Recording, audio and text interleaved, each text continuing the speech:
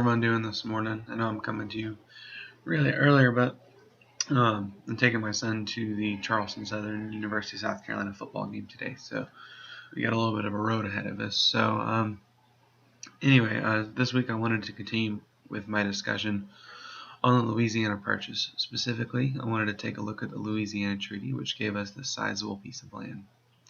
Fortunately, I was able to find some primary sources to help with this through the American Imprints database. Another task this week was to find material that would help pique the interest of students. So one of the sources I found was a newspaper article. I figured, why not? Newspapers are pretty relevant today still in modern society. They're, definitely like a thing of the past, but you can go to any grocery store and find dozens of different magazine publishers, newspaper publishers as well. So I figured for the first one, we'd just go with the newspaper article. So this article dates to October 27th, 1803. It was published by Anne Barber of the Mercury office, and in it she covered some of the major details regarding the Louisiana Treaty that was ratified by the Senate the day before. And one of the things I found interesting about this article was that with Congress passing this resolution, it was done by a 24-7 split, which is over a 3/4 majority. And the reason I found this to be interesting for students was that I feel like they have a lot of politics thrown at them as students in school today. And a lot of times when you hear about congressional decisions, they're usually right along party lines. So I just thought this could be interesting for students to see that, it is possible for Congress to agree on things. Even though this is over 200 years ago now and the world's a different place than it was then, but still just, to show that as a nation, our Congress can come together in times for big decisions and not everything has to be split around party lines. So the other article I found to be interesting was a reflection article on the acquisition of the Louisiana Territory.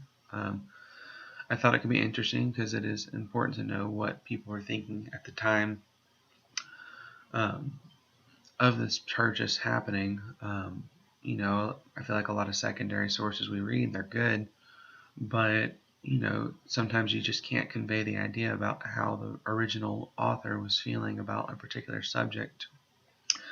So this article was written by someone named Sylvester. I couldn't find whether this was a man or a woman necessarily, but one of the key statistics I found in their posting on this was had to do with the purchase of the Louisiana Territory. And Congress authorized the spending of $15 million for this territory, but this writer broke it down to realize that the purchase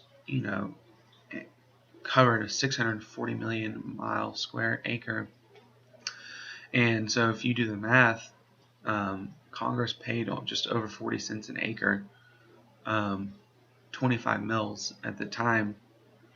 And that's just nowhere near as expensive as it is to buy land today. I mean, you think an acre of land costs $25,000, but to think that 200 years ago you get an acre of land for just 40 cents. And I get it, 40 cents probably be hard to come by 200 years ago. Just with how inflation works and what money was worth then is worth a lot more now. Just to conclude, I felt like these articles could be interesting to help with students studying history in terms of finding things that would pique their interest. I think primary sources are a really good way because they really do give you a first-hand look into what was going on in the day in terms of just how people were thinking or feeling or how news covered things then compared to how news covers things now. So that's all I got, but I appreciate your guys' time. I hope you guys have a wonderful day. Thank you.